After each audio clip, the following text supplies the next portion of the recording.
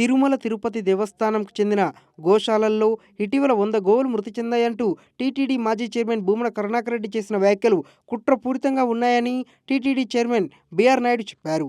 ఆదివారం టీటీడీ గోశాలల్లో గోవులను, గోవుల ఆవాసాలను, వాటికి రోజువారీ అందించే దాణాను మీడియా అధికారులతో కలిసి పరిశీలించిన తర్వాత మీడియాతో మాట్లాడారు.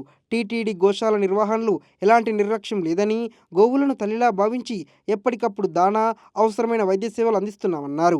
అంతేకాకుండా ఎక్కడో మృతి చెందిన గోవుల ఫోటోలను, గత పాలనలో గోశాలల్లో మరణించిన గోవుల ఫోటోలను చూపి వైసీపీ నేతలు అసత్య ప్రచారం చేస్తున్నారని మండిపడ్డారు.